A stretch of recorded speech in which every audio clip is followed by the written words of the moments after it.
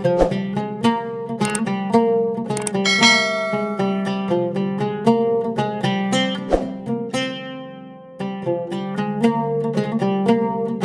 Ammar bin Yasir ketika ramalan Rasulullah SAW menjadi kenyataan.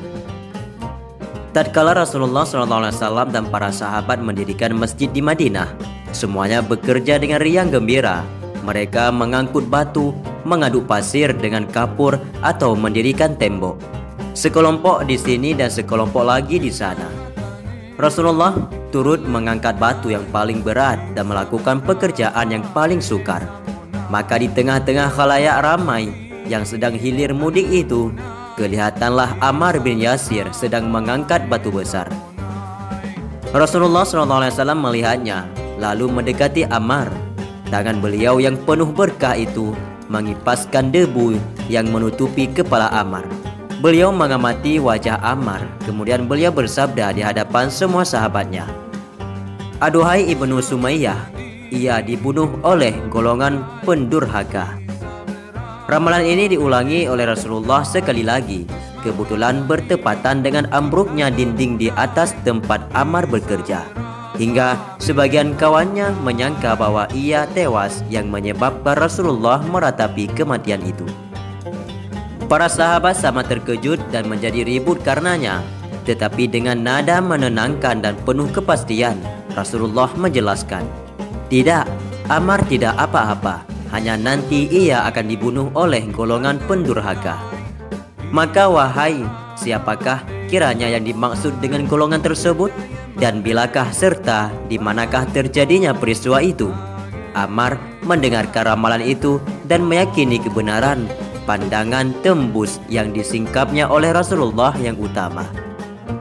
Tetapi ia tidak merasa gentar, karena semenjak menganut Islam ia telah dicalonkan untuk menghadapi maut dan mati syahid di setiap detik, baik siang maupun malam. Dan hari-hari pun berlalu, tahun demi tahun silih berganti. Rasulullah SAW telah kembali ke tempat tertinggi, disusul oleh Abu Bakar ke tempat ridha ilahi. Lalu berangkatlah pula Umar pergi mengiringi. Setelah itu khalifah dipegang oleh Zunnurain, Utsman bin Affan. Sementara itu musuh-musuh Islam yang bergerak di bawah tanah berusaha menembus kekalahannya di medan tempur dengan jalan menyebarluaskan fitnah. Terbunuhnya Umar merupakan hasil pertama dicapai oleh gerakan atau subversi ini, yang gerakannya merembes ke Madinah tak ubahnya bagai angin panas, dan bergerak dari negeri yang berkerajaan, dan singgasananya telah dibebaskan oleh umat Islam.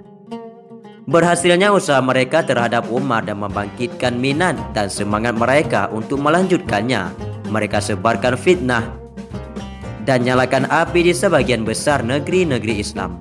Dan mungkin Utsman radhiyallahu anhu tidak memberikan perhatian khusus terhadap masalah ini, hingga terjadilah pula peristiwa yang menyebabkan syahidnya Utsman dan terbukanya pintu fitnah yang melanda kaum muslimin.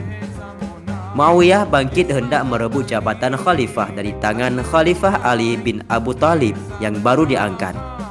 Di pihak siapakah berdirinya laki-laki yang mengenai dirinya Rasulullah SAW pernah bersabda, "Dan ambillah olehmu petunjuk yang dipakai oleh Ammar sebagai bimbingan." Dan bagaimanakah pendirian orang yang mengenai dirinya? Rasulullah SAW pernah pula bersabda, "Barang siapa yang memusuhi Ammar, maka ia akan dimusuhi oleh Allah Subhanahu wa Ta'ala." Dan orang yang bila suaranya kedengaran mendekat ke rumah Rasulullah, maka beliau segera menyambut dengan sabdanya, "Selamat datang bagi orang baik, dan diterima baik, diizinkanlah ia masuk." Ammar berdiri di samping Ali bin Abi Thalib. Ini bukan karena fanatik atau berpihak, tetapi karena tunduk kepada kebenaran dan teguh memegang janji. Ali adalah khalifah kaum muslimin dan berhak menerima baiat sebagai pemimpin umat, dan khalifah itu diterimanya karena memang ia berhak untuk itu dan layak untuk menjabatnya. Baik sebelum maupun sesudah ini, Ali memiliki keutamaan-keutamaan yang menjadikan kedudukannya di samping Rasulullah tak ubah bagai kedudukan Harun di samping Musa. Dengan cahaya pandangan rohani dan ketulusannya, Ammar yang selalu mengikuti kebenaran kemana juga perginya, dan mengetahui pemilik hak satu-satunya dalam perselisihan ini. Dan menurut keyakinannya, tak seorang pun berhak atas hal ini dewasa itu selain Imam Ali. Oleh sebab itulah ia berdiri di sampingnya. Dan Ali sendiri merasa gembira atas sokongan yang diberikannya itu.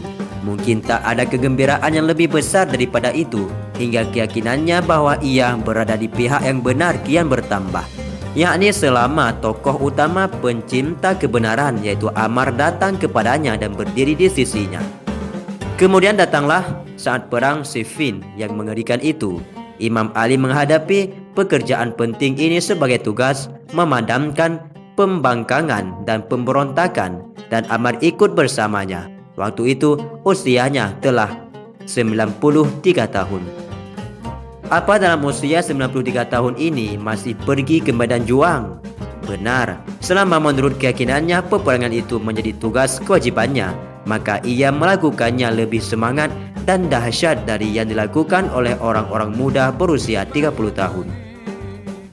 Tokoh yang pendiam dan jarang bicara ini hampir saja tidak menggerakkan kedua bibirnya, kecuali mengucapkan kata-kata mohon perlindungan berikut.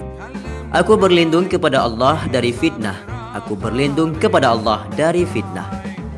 Tak lama setelah Rasulullah wafat, kata-kata ini merupakan doa yang tak putus lekang dari bibirnya.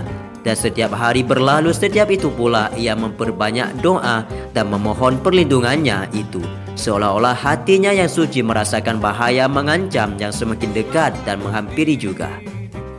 Dan tatkala bahaya itu tiba dan fitnah merajalela, Ibnu Sumayyah telah mengerti di mana ia harus berdiri. Maka di hari perang Siffin, ia bangkit menghunus pedangnya demi membela kebenaran yang menurut keimanannya sudah harus dipertahankan. Pandangan terhadap pertempuran ini telah dimaklumkannya dalam kata-kata sebagai berikut. Hai umat manusia, marilah kita berangkat menuju gerombolan yang mengaku-ngaku hendak menuntutkan bela Utsman. Demi Allah, maksud mereka bukanlah hendak menuntutkan belanya itu, tetapi sebenarnya mereka telah merasakan manisnya dunia dan telah ketagihan terhadapnya.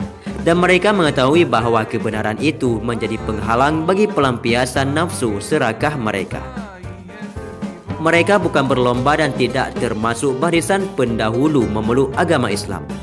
Argumentasi apa sehingga mereka berhak untuk ditaati oleh kaum muslimin dan diangkat sebagai pemimpin, dan tidak pula dijumpai dalam hati mereka perasaan takut kepada Allah yang akan mendorong mereka untuk mengikuti kebenaran.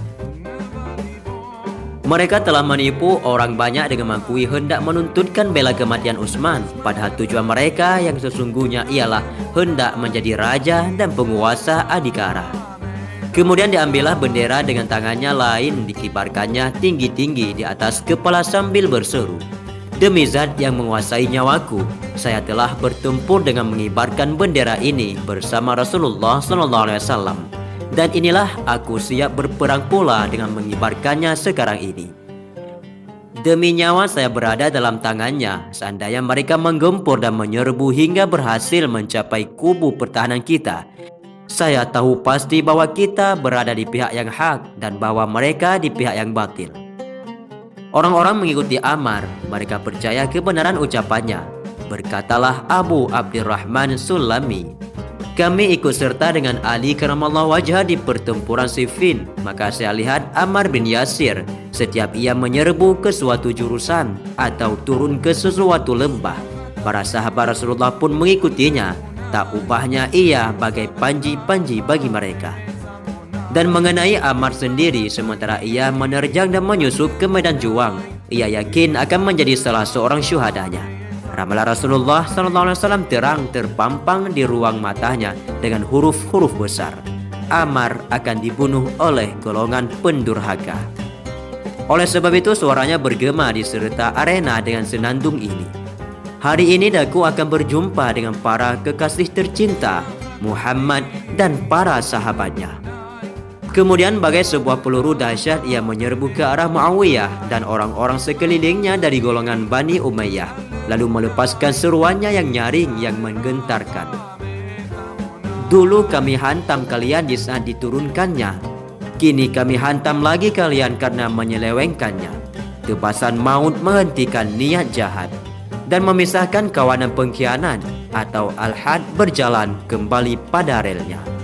Maksudnya dengan syairnya itu bahwa para sahabat yang terdahulu dan Ammar termasuk salah seorang di antara mereka dulu telah memerangi golongan Bani Umayyah yang dikepalai oleh Abu Sufyan ayah Muawiyah, pemanggul panji-panji syirik dan pemimpin tentara musyrikin. Mereka perangi orang-orang itu karena secara terus terang Al-Quran memerintahkannya disebabkan mereka adalah orang-orang musyrikin.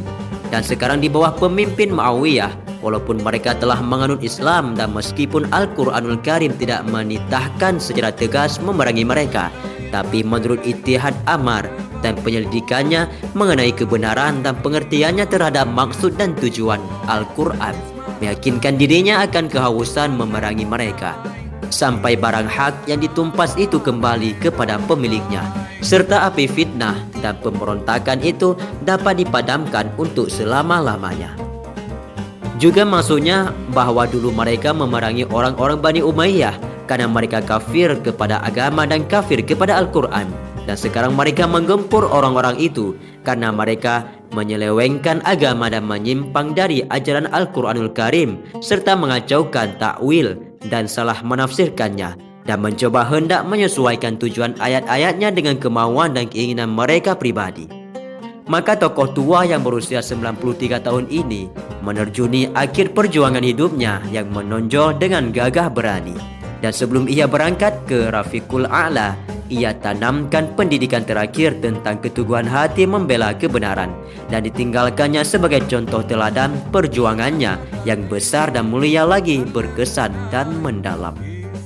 Orang-orang dari pihak Muawiyah mencoba sekuat daya untuk menghindar Ammar agar pedang mereka tidak menyebabkan kematiannya, hingga ternyata bagi manusia bahwa merekalah golongan pendurhaka. Tetapi keperwiraan Ammar yang berjuang seolah-olah ia satu pasukan tentara juga menghilangkan pertimbangan dan akal sehat mereka. Maka sebagian dari anak buah Muawiyah mengintai-ngintai kesempatan untuk menewaskannya. Hingga setelah kesempatan itu terbuka, mereka laksanakanlah dan tewaslah Ammar di tangan tentara Muawiyah. Sebagian besar dari tentara Muawiyah terdiri dari orang-orang yang baru saja masuk agama Islam, yakni orang-orang yang menganutnya tidak lama setelah bertalu-talunya genderangan kemenangan terhadap kebanyakan negeri yang dibebaskan Islam, baik dari kekuasaan Romawi maupun dari penjajahan Persia.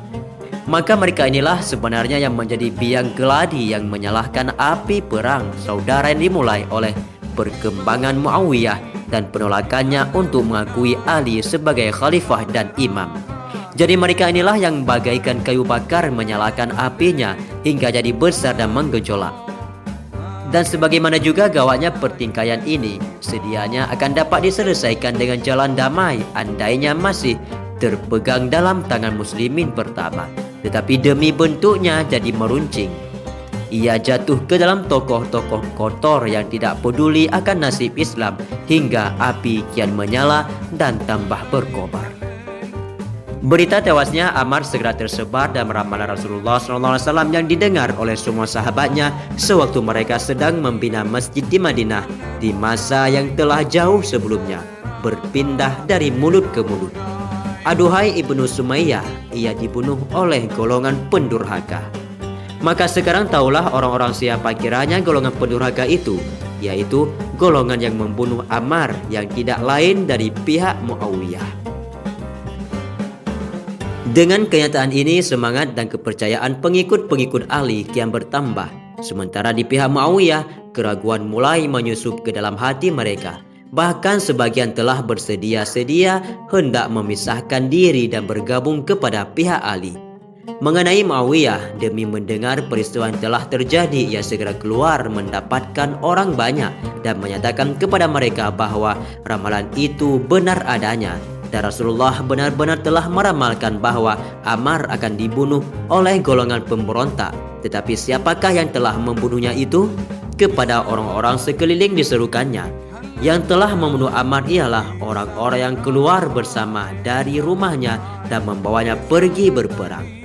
Maka tertipulah dengan takwil yang dicari-cari ini. Orang-orang memendamkan maksud tertentu dalam hatinya sementara pertempuran kembali berkobar sampai saat yang telah ditentukan. Adapun Ammar dipangkuan oleh Khalifah Ali ke tempat ia menselatkannya bersama kaum muslimin, lalu dimakamkan dengan pakaian yang dilumuri oleh darahnya yang bersih suci, karena tidak satu pun dari sutera ataupun beludru dunia yang layak untuk menjadikan kain kafan bagi seorang syahid mulia, seorang suci utama dari tingkatan Ammar. Kawanku semua, itulah sekilas kisah tentang Ammar bin Yasir ketika ramalan Rasulullah SAW menjadi kenyataan. Semoga saja sekilas kisah ini dapat memberi manfaat bagi kita semua dan juga dapat menjadi ilmu pengetahuan yang baru.